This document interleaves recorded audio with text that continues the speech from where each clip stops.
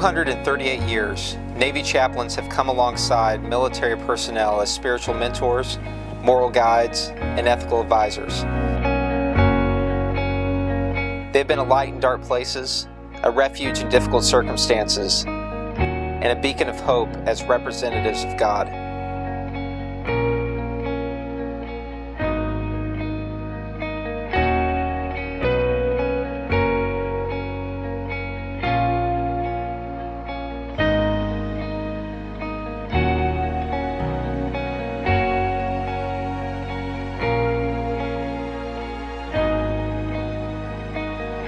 We truly are a core of diversity, but at the same time we're also a core that is unified. We are unified to a common call to ministry, a calling to our military personnel and to their families. I was a youth pastor at the time, and I kept thinking, God, I know you've got something different for me, and it's not going to be like my dad's ministry, because he was a pastor. Since because I never understood before that time how God would use my past and my experience in the military, in the ministry.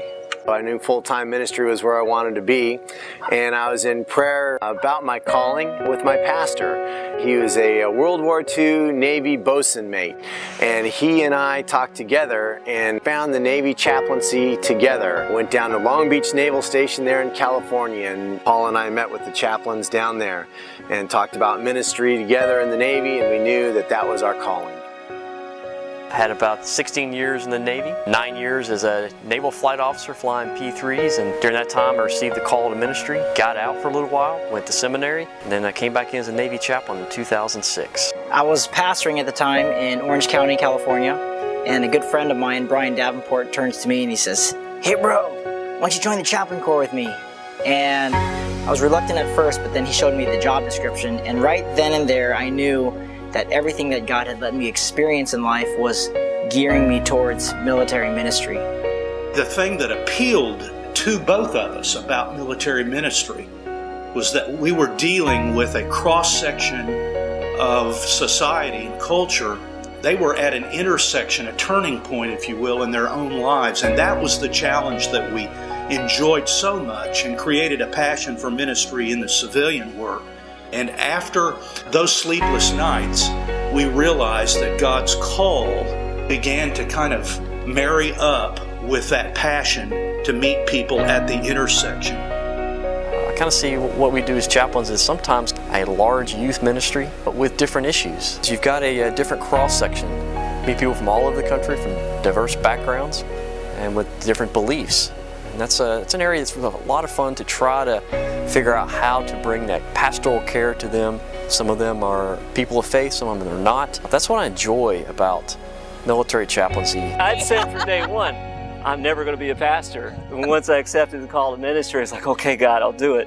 But I knew it was going to be different. You really have to get in there and provide ministry at the moment. You can do long-term planning, but it's often taking care of those chaplains and families that are coming behind you as you move on to your next duty station. The difference between civilian pastorate and military ministry is you're with the people every day that you serve. In fact, you start to look like them and smell like them. So the shepherd begins to look and smell like his sheep. I've had the opportunity to be in the jungle, in the middle of the ocean. We've been in the air, on sea and on land, and we do it all together, shoulder to shoulder.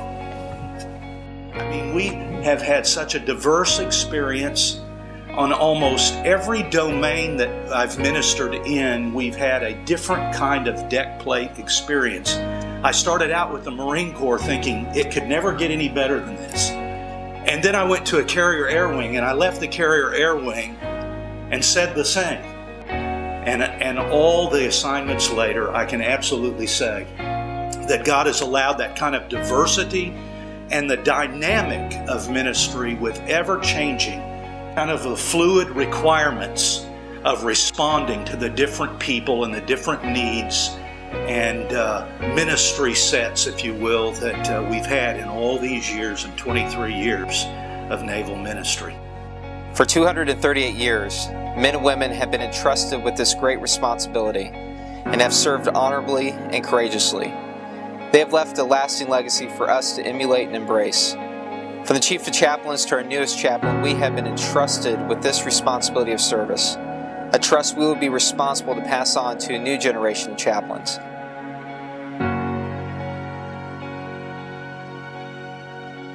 But for now, this is our core, our time.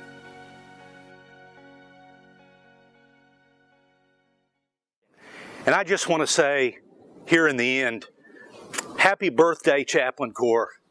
This is our core, our time. We celebrate our community. We celebrate the call of God in each of our lives.